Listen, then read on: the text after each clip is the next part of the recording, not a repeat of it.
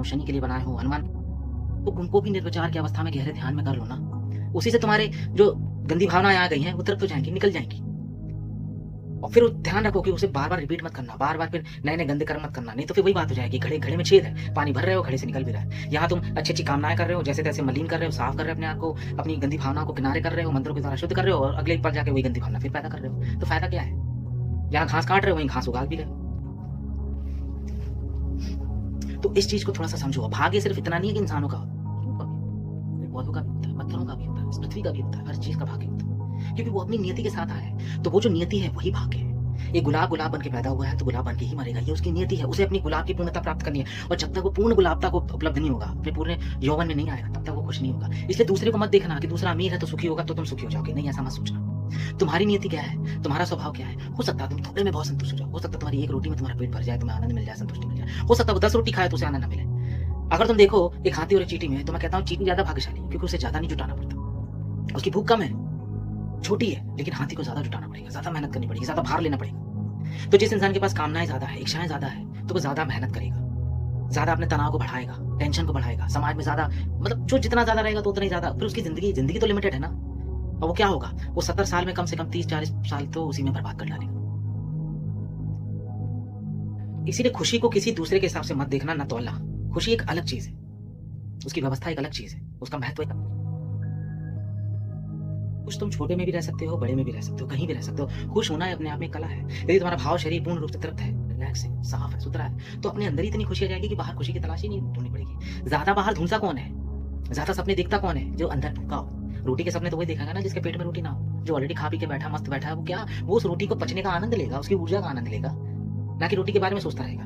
लेकिन जो इंसान बार बार भाग रहा है, जिसकी दौड़ी बार भागी पड़ी है, पैसा होने के बाद भी और पैसा, समझ लेना भूख विकृत हो गई है। जैसे तुम्हारी भूख जो है विकृत हो जाती है ना, तुम खाना खाते हो तो एक खाना तो तुम्हारा पेट खाता है और एक मन खाता है। जब मन ज्यादा खाने लग जाता है, सिर्फ मन ही मन को चाहिए, तुम्हें पता है खाना नहीं मिलेगा चल जाएगा, लेकिन तुम्हारा मन बोलता है नहीं मैं सोऊंगा नहीं, मुझे खिलाओ, वो विकृति है। और वो विकृति हर चीज में है, सेक्स में हो सकती है, प्रेम में हो सकती है, क्रोध में हो सकती है, लोभ में हो सकती है, माया में हो सकती है, अपने आप को अंधा करने में हो सकती है, अंधभक्ति में हो सकती है, छुआछूत में हो सकती है, जात पात में हो सकती है। जहां भी विकृति का मतलब मैं कहता हूँ अव्यवस्था।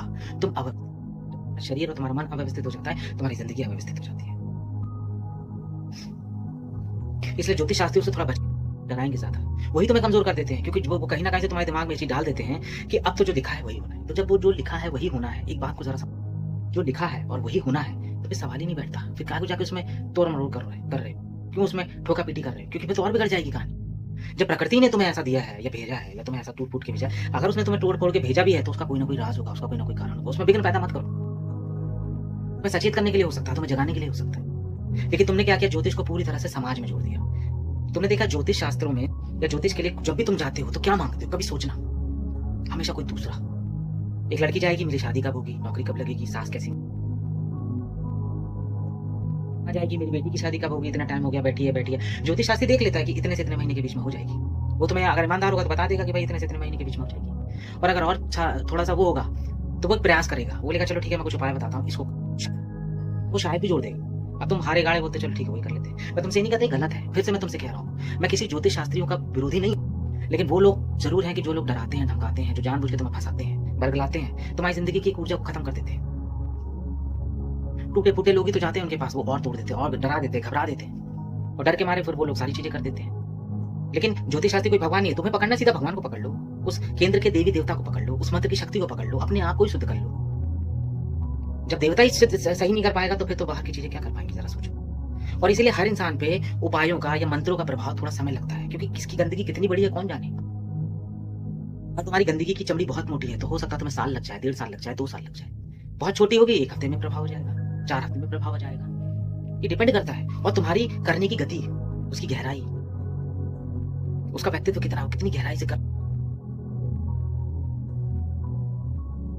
कितनी कैपेसिटी कितनी है, तुम उसमें कितना पूर्ण अपने समर्पण से उसको कर रहे हो, ये भी डिपेंड करता है। अगली बार ज्योतिष शास्त्रियों के पास जाना तो थोड़ा सा समझने की बस कोशिश करना, तुम्हारी वास्तविक स्थिति तो तुम्हें पता चली जाएगी वहां पे।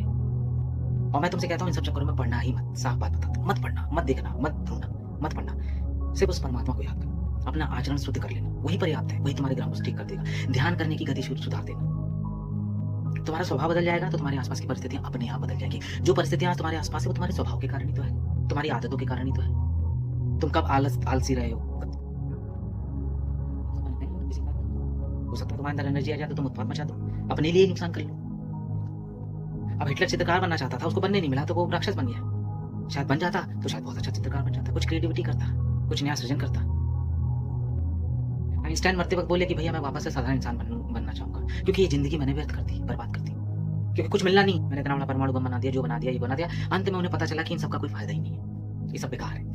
तभी तो उन्हें बोला मैं साधारण सा इंसान बनना चाहता हूँ। परमात्मा ने साधारण बनाया, ये बहुत बड़ी बात है, बहुत बड़ी बात है, कोई छोटी बात नहीं है।